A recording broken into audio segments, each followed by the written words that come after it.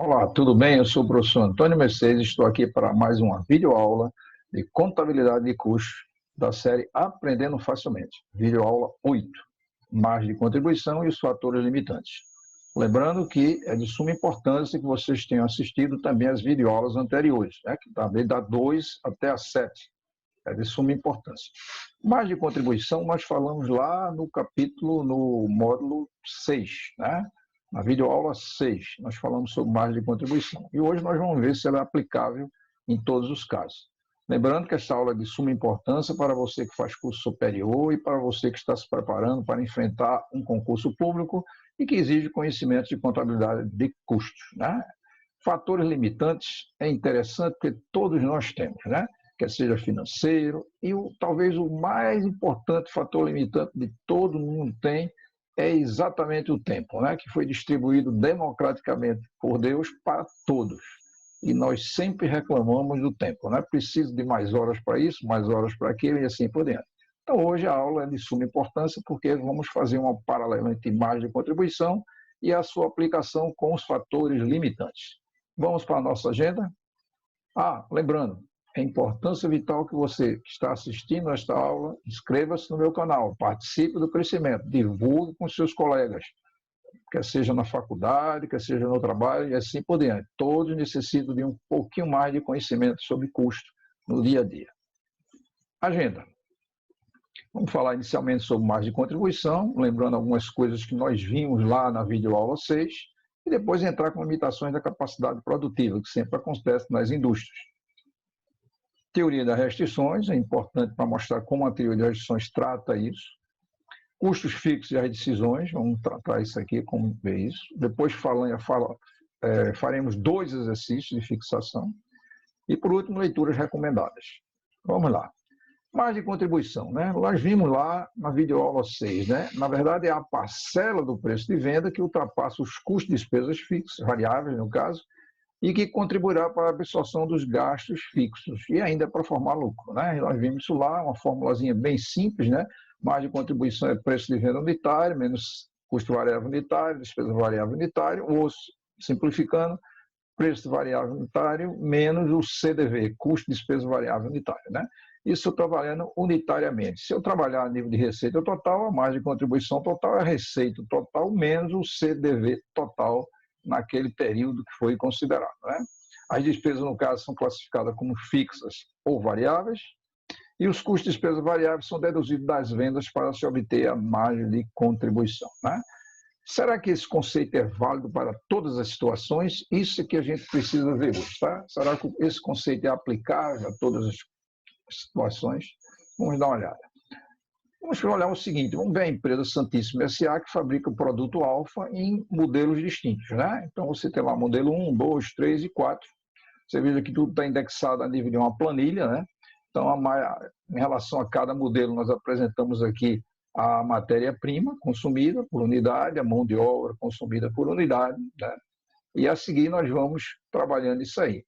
O CDT total, ou seja, o custo direto total seria a soma, né, para cada modelo, aqui no exemplificando, modelo 1, 28 mais 24, 52 e assim por diante. O custo indireto variável, né, por unidade, nós também temos coletado isso, que é 8, 6, 8 e 4, ou seja, respectivamente para o modelo 1, 2, 3 e 4. E o custo variável total justamente é o CDT mais o CIV, né? O custo direto total mais o custo indireto variável, né? E aí por aí você vê que dá 52 mais 8, 60. Então o custo variável total para cada modelo é simplesmente somar o custo direto total unitário mais o custo indireto variável por unidade. Então você começa a perceber que o modelo 3 ele tem um total maior de custo variável, né, por unidade, né? Depois vem o modelo 1, depois o modelo 2, por último o modelo 4. O modelo 4 é que tem um menor total de custo variável, né? Preço de venda também é fácil, né? O setor lá comercial sabe, então modelo 1, 2 e 3, você veja o modelo 3, evidentemente, por ter um maior valor de custos, variável no caso, ele tem a precificação maior, né? E a margem de contribuição, simplesmente, como a gente aprendeu lá na videoaula 6, é simplesmente eu pegar 80 menos 60, 72 menos 50, 140 menos 116 e 48 menos 40, e aqui você estabeleceu as margens de contribuição unitária, né? E aí você começa a perceber uma coisa interessante. Quais são as horas de máquina necessárias, né, para cada unidade, né? Então, horas de máquina por cada unidade seria 9,50 para um, 9 para outro, 11 para um e 3,50 para outro. Então, para fazer o modelo 1, eu precisaria de 9,5 horas de máquina, né? E por aí afora, né? Então, horas por unidade é trabalhado assim. Então, o modelo 3 é fácil de perceber que ele requer a maior quantidade de horas de máquina para ser fabricado unitariamente, como também ele tem a maior margem de contribuição. A demanda prevista para o mercado, alguém lá da área comercial informou para a produção que a demanda é 3.300, 2.800, 3.600 e 2.000 unidades, né? Aqui então você tem a demanda prevista para um período aí que está sendo analisado. E aí nós temos o total de horas de máquina, seria simplesmente eu pegar a quantidade de horas de máquina unitariamente e multiplicar pela demanda prevista. Totalizando isso aqui, você tem para cada um o total de horas de máquina necessário para a fabricação da quantidade que é desejada para atender a demanda, ok? E aí, a gente somando isso aqui, você observa que nesse ano aqui, 2020, nós temos 103.150 horas de máquina, né? Nesse momento, né, o nível máximo que a produção tem nesse período que eu estou considerando, né, no ano 2020, é 97 mil horas de máquina, né? A produção diz que a gente só tem disponível 97 mil. É fácil de perceber que eu tenho 103, 150, mas eu só posso ter disponível 97 mil horas de máquina, né? Para isso, você se depara logo com uma limitação muito forte, que é a quantidade que eu preciso e a quantidade que está disponível. Então, há um excedente de 6.150 horas de máquina, né? Então, eu tenho 6.150 horas de máquina excedente. Para resolver esse problema, é preciso agora pensar um pouquinho como atacá-lo. O que fazer nessa situação, né? Então, eu preciso de 6.150 horas de máquina excedente, não tenho, e eu preciso atender essa demanda. Para isso, eu começo a perceber o seguinte, ó, para atender uma demanda dos produtos M1 e M4, eu preciso de 103.150 horas de máquina. E a capacidade máxima a produção tem é 97 mil. Ou seja, há um excedente de 6.150 horas de máquina, né?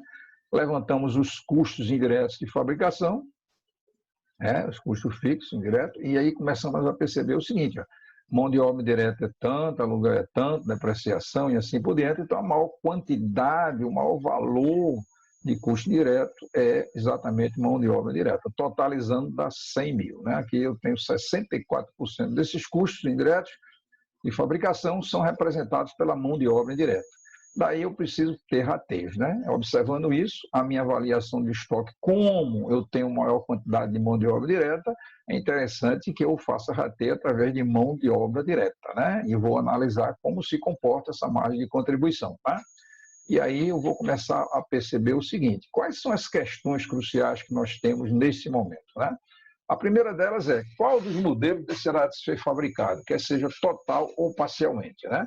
Eu preciso cortar 6.150 horas de máquina. Então, nesse momento, a minha preocupação agora é como cortar esses 6.150 horas de máquina.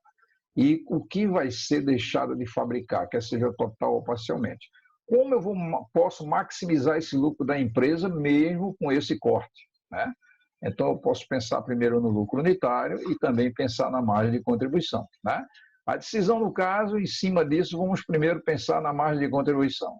Então, como nós aprendemos lá na videoaula 6, né, a decisão é pela menor margem de contribuição, ou seja, a menor margem de contribuição unitária, nós vimos lá que é o M4, que é 8. É aquele que colabora menos para, evidentemente, cobrir os gastos fixos e o lucro desejado, né? É o produto M4, né? Ele é o patinho feio dos 4 modelos, né? E aí a gente vai começar a pensar no seguinte, para cortar M4, eu vou fazer o seguinte, as 6.150 horas que eu tenho que cortar, para eu fabricar M4, eu preciso de 3,5 horas por unidade, então eu vou cortar aproximadamente 1.757 unidades do produto M4, né? Lá o M4 originalmente ele teria quanto? 2.000 itens, né? Menos 1.757 então eu só vou fabricar do M4, né, exatamente 243 unidades, né? E o resto foi cortado em função dessa restrição que eu tenho, que é esse fator limitante, que é exatamente as 6.150 horas. E nesse momento a gente tem um quadro que dá os modelos. Você observa que em quantidade, modelo 1 a 3 permanece inalterado. Apenas o modelo 4 ele vai só ser fabricado 243 unidades, né? A margem de contribuição está aqui, cada uma das margens, né? E aqui a margem de contribuição total. Então, simplesmente, eu multiplicar a quantidade pela margem de contribuição unitária, somei tudo, né? Estou, na verdade, fazendo uma DR bem simplificada. O total de margem de contribuição é essa. Os custos indiretos fixos, a gente viu que é 100 mil, né? No qual você tem o preponderante, seria a mão de obra direta, e o resultado, 115.944. Então, eu estou aí desprezando também toda a tributação para ficar mais simples o entendimento. Então, nesse caso, eu tenho 115.944, que é o resultado se eu cortar as 1.757 unidades, de tal maneira que atender esse excedente que eu preciso de 6.150 horas. Tá? Então, um produto, eu cortando M4, eu teria este resultado. É importante guardarmos esse resultado para depois compararmos para ver se está correto ou não. Né? E aí eu começo a perceber uma coisa interessante. Vamos fazer aí a prova do R9, né? Como fazer essa prova do R9? Para ver se realmente, cortando esse produto, eu tenho a maior margem de contribuição total e eu tenho o maior lucro possível também nessa combinação, né? Então, e se optássemos, por exemplo, cortar o M1, né? Eu deixei de cortar o M4, passei a cortar o M1. Qual seria essa margem de contribuição total nova, né? Então, seria eu pegar os 6.150 horas, dividir por 9,5 horas por unidade. Na verdade, eu vou cortar 647 do modelo 1. Observe que lá eu cortei muito mais do modelo 4. Porque o modelo 4, evidentemente, ele requer menos horas para fabricação unitariamente. Então, M1 seria 3.300, que é o que tinha lá, menos 6.647. Então, eu só vou produzir, né, desse modelo 4, né, nessa situação agora para fazer esse teste, né, que a gente está fazendo aí a prova dos novos, eu vou produzir somente 2.683. E aí eu reproduzo a mesma planilha, né, M1, M2, M3, só que no M1 agora eu tenho 2.683, né? Então, você observa que agora a gente está tratando agora com o corte do M4, né? Do M1, fizemos do M4 e agora estamos fazendo do M1, tá vendo? Exatamente aqui, né?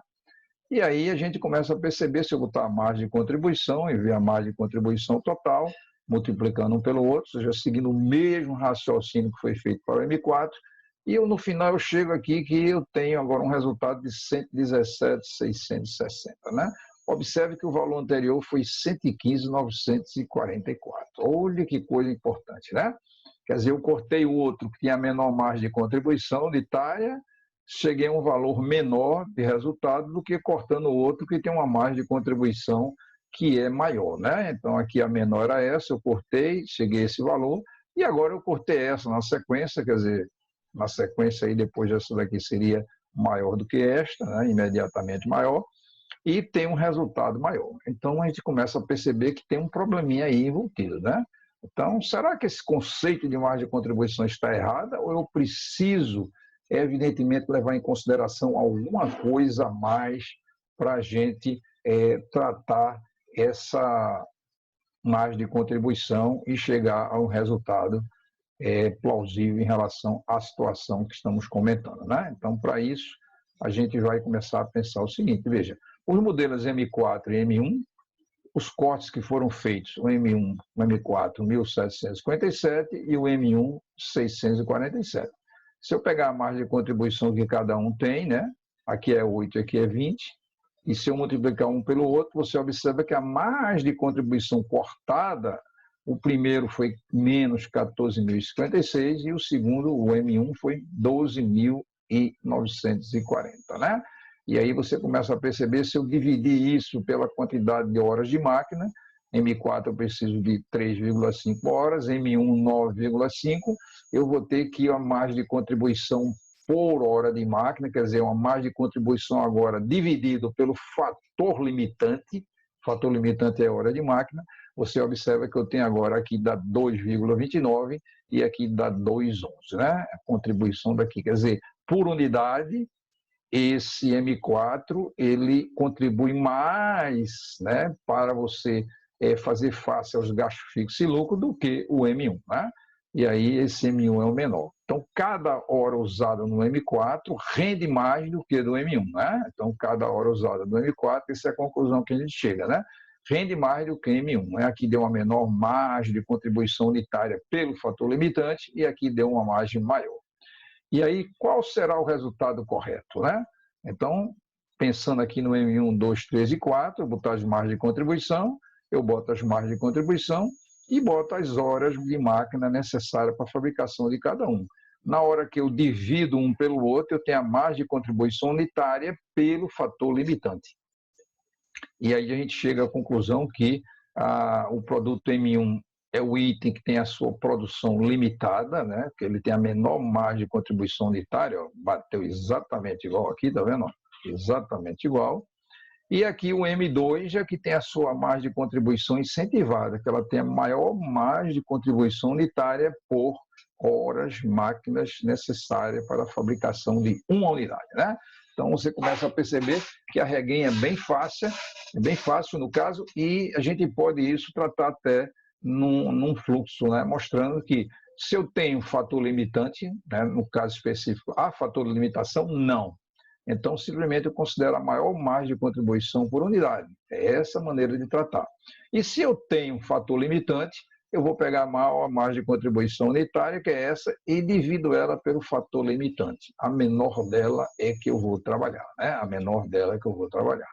Então, fator limitante esse que pode ser temporário ou de longo prazo, né? Eu posso ter um fator limitante temporário, aquele que vai perdurar por pouco tempo, em função, por exemplo, de uma quebra de máquina, certo? Ou um pane no setor da empresa, né? Na área de fabricação, coisa desse tipo. Então, é temporário. Ou de longo prazo, quando eu preciso de uma expansão para poder atender essa nova demanda, né? Uma expansão de um chão de fábrica você não faz da noite para o dia, né? Então, está aí o que passou a Renault na hora que lançou o Kwid, né? Ela passou um problema sério porque a demanda foi imensa, eles não pensavam que ia acontecer isso e, evidentemente, eles tiveram que descontinuar ou desacelerar, no caso mais correto, a fabricação, né, de outros modelos, reduzindo a fabricação de outros modelos para atender aquela demanda excessiva que estava do Kwid, né? Então, uma aplicação direta do fator limitante em função da margem de contribuição. Então, se você tem vários fatores limitantes, você tem que recorrer à pesquisa operacional, que através da programação linear dinâmica vai fazer um cálculo de um conjunto buscando a combinação de diversos fatores de tal maneira que você tenha o maior lucro, né? Para isso tem software, inclusive, que já produz isso à venda na praça, né? E aí a gente começa a perceber o seguinte: como a teoria das restrições trata esse fator limitante, né? O TOC da vida, não pense que é transtorno obsessivo compulsivo, né? O antigo PMD não é teoria das restrições, TOC. Esse TOC ele foi elaborado e discutido muito com um cidadão chamado Eliyahu Goldratt, né? Ele foi que bolou a teoria das restrições. Tem alguns livros, né, de Eliyahu Goldratt, como A Meta, né? É necessário, mas não suficiente, e outros livros. E também tem um livro de contabilidade gerencial que é exatamente em cima de como a teoria das restrições é aplicada à contabilidade gerencial, no caso especificamente a custos, né? E aí isso começou na segunda metade da década de 80, né? Então surgiu uma coisa chamada OPT, né? Optimized Production Technology. Então esse OPT é importante, né? Que trata da tecnologia de produção otimizada. E a seguir nós temos alguns produtos importantes. Surgiram o MRP 1, 2 e 3, que na verdade é o Manufacturing Research Planning, e contém todos os conceitos de just in time, que é aquilo, ou seja, eu só compro matéria-prima na hora que preciso, eu tenho que ter o mínimo de estoque a administração de tal maneira, porque estoque, querendo ou não querendo, tem um custo adicional, quer seja o custo da estocagem, o custo do seguro da estocagem, o manuseio da estocagem, e assim por dentro. Então, eu começo a perceber que eu, trabalhando com just in time, o jeito da vida, eu consigo administrar isso com meus fornecedores de tal maneira que eu compro a medida que eu preciso em função de um delay aí que eu tenho para receber, né? Então, a gestão produtiva e de estoque em cima disso, e o TOC completou um conjunto mais abrangente de restrições globais. Antigamente só se pensava em restrições globais, tempo, hora de máquina, não. Agora você tem restrições financeiras, mercadológicas, produtivas. Então, trata um conjunto de restrições globais que tem algumas terminologias interessantes, né? Chamando a nível de MRP, a nível do Manufacturing Research Planning, o MRP chama-se gargalo, né? Quer dizer, chega num momento que afunila tudo e eu tenho que trabalhar de maneira a atender essas restrições. E no TOC se chama restrição, né? Um novo nome que se dá aos gargalos que nós temos. Inclusive, nós temos muitas restrições. Uma delas seria o tempo, né? Como eu falei no início da aula.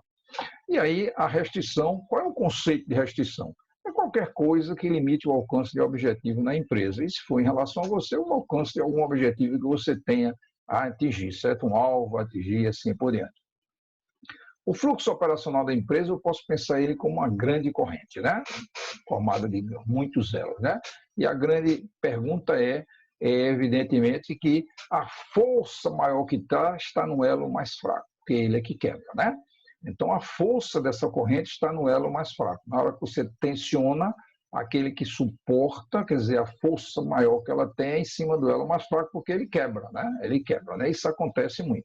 Então, quando você elimina uma restrição, você eliminou esse elo aí, por exemplo, surge um novo, e assim sucessivamente.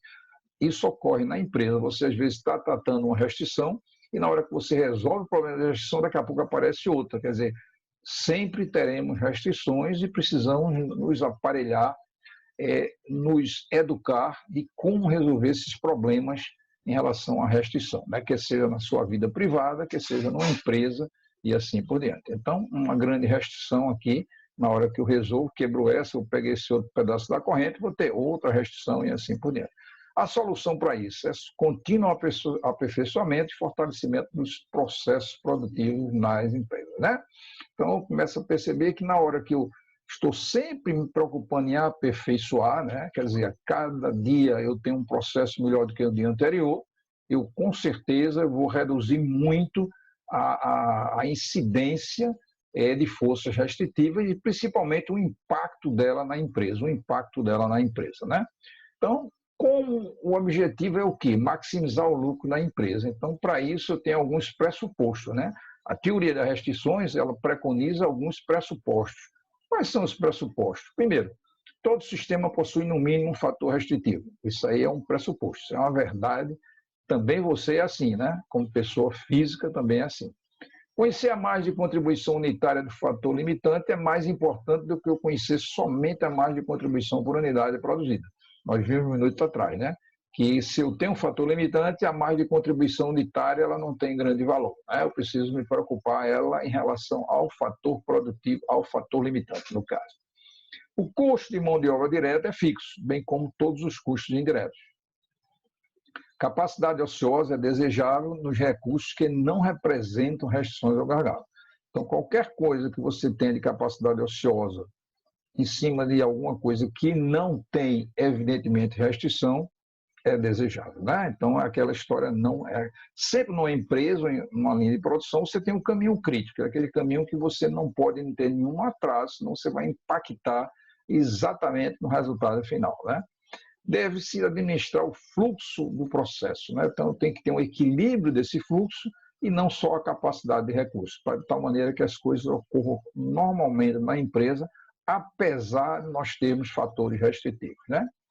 O livro que eu citei está aqui, né? É interessante, Maiores Conhecimentos do TOC e suas aplicações na computadora gerencial.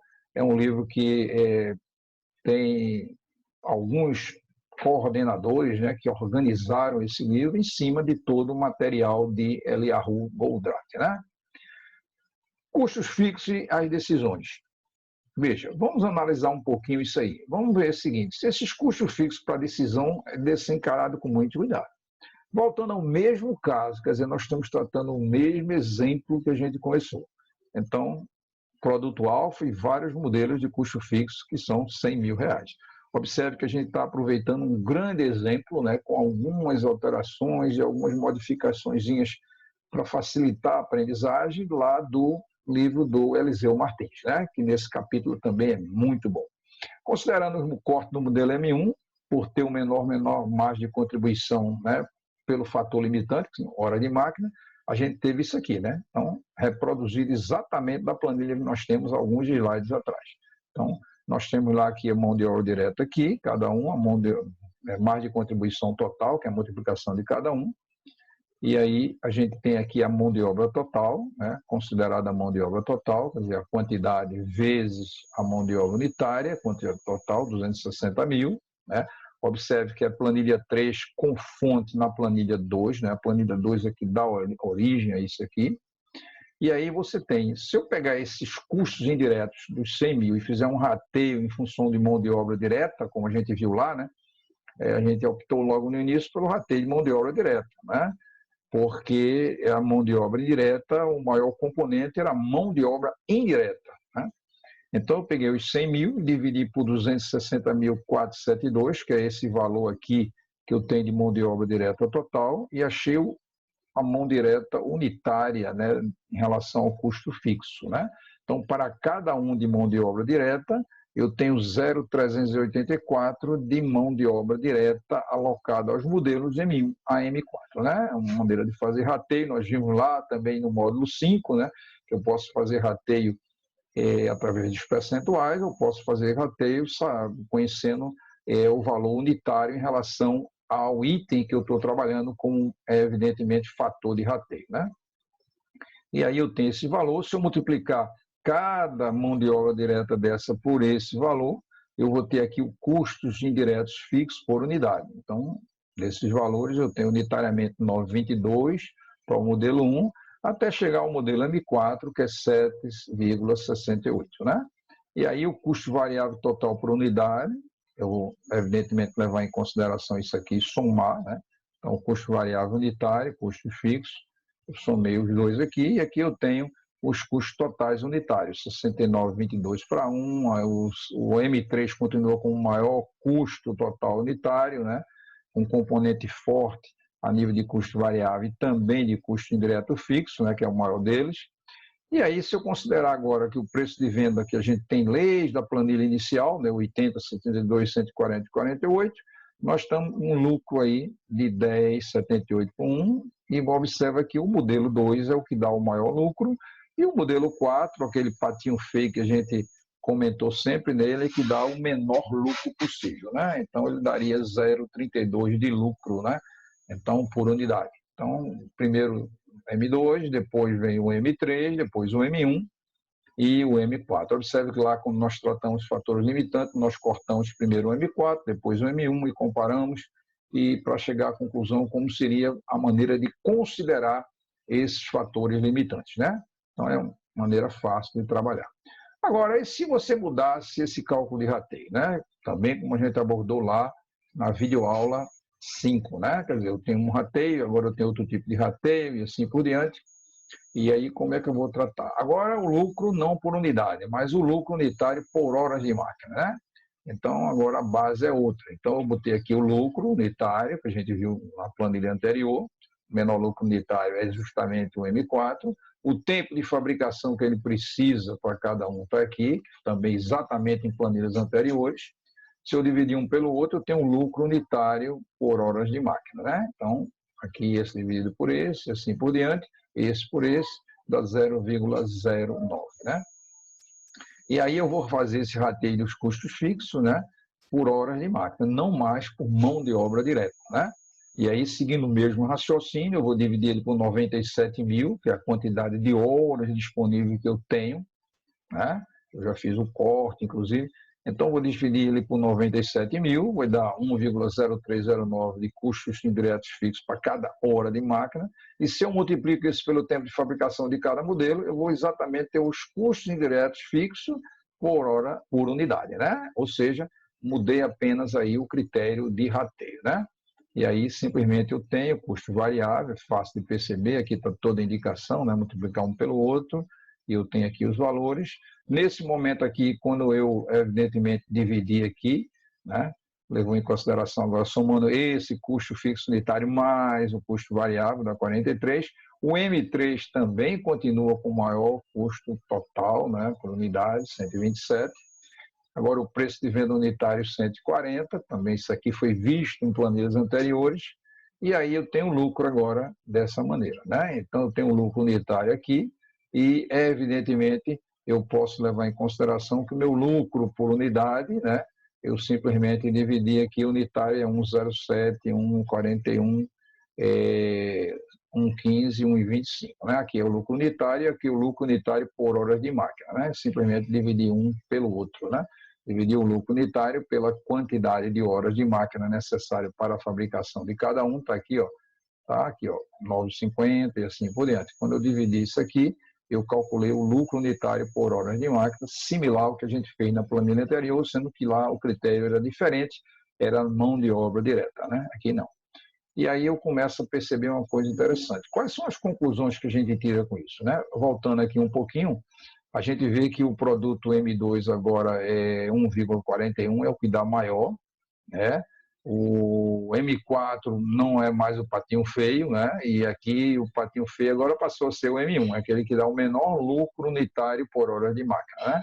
E aí a gente começa a perceber uma coisa interessante. Quais são as conclusões? Primeiro, adotar lucro por unidade não é bom, né? O lucro por unidade você veja que não é bom.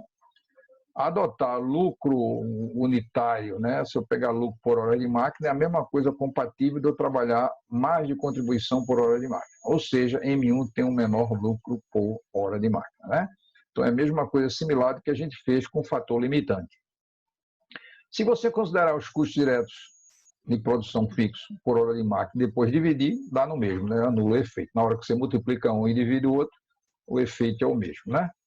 E a alocação dos custos fixos não provoca distorção, né? Adotar o critério do rateio pelo fator de limitação da capacidade produtiva. Então, essa que é a solução, né? Houve limitação, você vai pegar a sua margem de contribuição e vai adotar esse critério de ratear ele em função de dividir ele pelo fator limitante, né? E aí, havendo alterações no fator limitante no meio, você tem que alterar alteração nos critérios de rateio de custo fixo, né? Qualquer alteração que você tenha, quer dizer, é comum você ter alteração de fator limitante, se você tiver, você tem que alterar os critérios do rateio e recalcular de novo, né? Para isso, você pode ter sistemas que já são configurados para atender essa demanda. Na hora que muda, automaticamente são informados novos dados e ele faz um novo cálculo para você saber aquele que dá o maior lucro e assim por diante, né? Recomenda-se, então, adotar a maior margem de contribuição unitária por fator limitante. Então, quando você tem limitação na capacidade produtiva, lembre-se, você precisa adotar a maior margem de contribuição pelo fator limitante, né? A solução é essa. E agora vamos ver exercícios de fixação, certo? Vamos ver alguns exercícios aqui. Vamos ver. Veja, um caso interessante. Uma montadora de veículo trabalha com dois tipos de veículo, dois modelos. Modelo de 4 portas e outro modelo de 2 portas. As maçanetas aplicadas são importadas. Em um determinado período, houve atraso no processo de implantação, deixando a empresa com apenas 8.000 maçanetas disponíveis no estoque, no mês de abril de 2020. Então, nesse momento, você tem um fator restritivo que é exatamente a quantidade de maçanetas, né, em função de um item que é importante na fabricação dos veículos.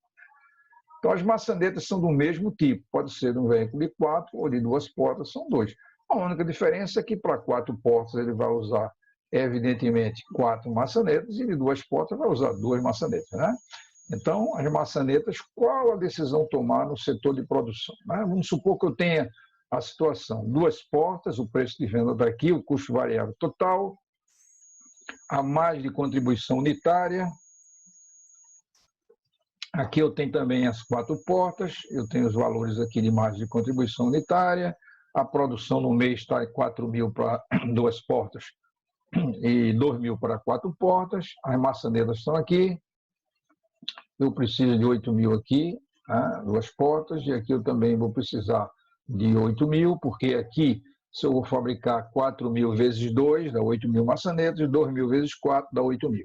Né? Mas observe, se eu fabricar essas duas quantidades aqui que são necessárias à produção do mês, eu preciso de 16.000 maçanetas, e eu só tenho 8.000 maçanetas. Né? Logo, um fator restritivo muito forte. Né?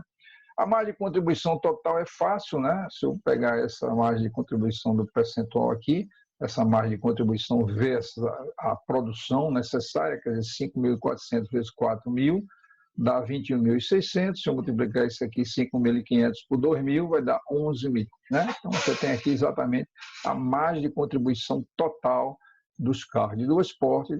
Então, você observa que a margem de contribuição dos carros de duas portas é maior, né, a total. E agora, se eu pegar o fator limitante, 2 e 4, olha, dois fatores limitantes, né? Eu vou pegar a margem de contribuição unitária, eu vou dividir pelo fator limitante. Né? Então, na hora que eu divido 5.400 por 2.000, eu vou chegar a 2.700. Na hora que eu divido 5.500 por 4, 1.375. Olha que coisa interessante, né? Nós estamos chegando. E aí, há quem tem a maior margem de contribuição unitária pelo fator limitante, é o modelo de duas portas. Isso quer dizer o quê? Eu tenho que intensificar a fabricação dos modelos, do modelo de duas portas, em detrimento de 4 portas, para eu ter o maior lucro possível, né? Nessa combinação. E aí, como decidir? Né? Margem de contribuição unitária pelo fator limitante. Quem tem a maior é exatamente essa. Aí eu começo a perceber o seguinte: se o pessoal da área lá de venda disser, olha, nesse mês a previsão de consumo fosse 3.700 modelos de duas portas. Né? Então, 3.700 carros do modelo de duas portas. Quer dizer, a área comercial diz, olha, esse mês a gente vende 3.700 unidades no modelo de duas portas. Como eu iria fazer isso em função dessa restrição de maçaneta, né? Então, a produção de 3.700 carros de duas portas, que tem o maior, evidentemente, margem de contribuição unitária para o fator limitante, ele consome exatamente 3.700 vezes duas maçanetas, né? Vezes duas maçanetas. E o que resta de maçaneta, eu só vou agora conseguir produzir 250 modelos de 4 portas, né?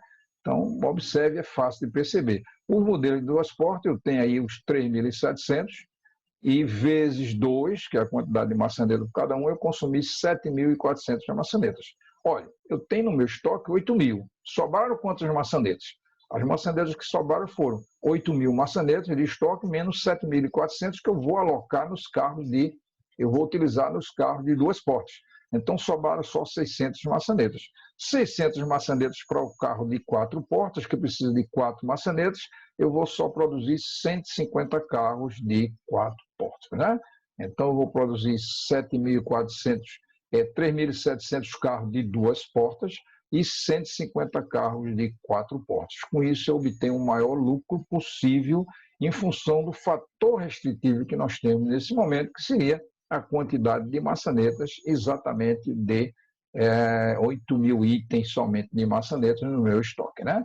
Então, a gente começa a perceber que isso é de suma importância e aplicação direta do conceito de margem de contribuição por fator limitante em cima de um caso que na indústria automobilística é muito comum acontecer com determinado item que você tem uma quantidade menor e naquele período você tem que optar como cortar algum item, né? Como cortar a produção de determinado item, como cortar a produção de determinado modelo especificamente, ou reduzir, ou não fabricar naquele período e assim por diante. Então, aqui um exemplo bem prático em cima de fatores limitantes e margem de contribuição, né? O segundo exercício que a gente apresenta é um exercício interessante, que é com relação a custos, né, pela decisão e a sequência em relação a falso e verdadeiro. Né? Nós vamos apresentar algumas assertivas e a gente vai começar a perceber o seguinte, veja, o custo variável é a forma de apropriação de custos aos produtos que considera apenas custos variáveis. Corretíssimo, né? A gente viu isso lá no módulo 6, né?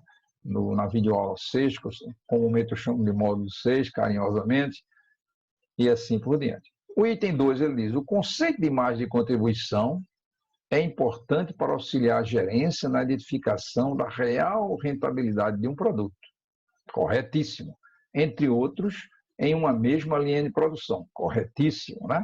considerando assim todos os custos envolvidos, inclusive a administração geral. Então, quando ele falou de administração geral, você começa a perceber que isso aqui não é um custo variável, né? Então, já exatamente a assertiva ela não é mais verdadeira.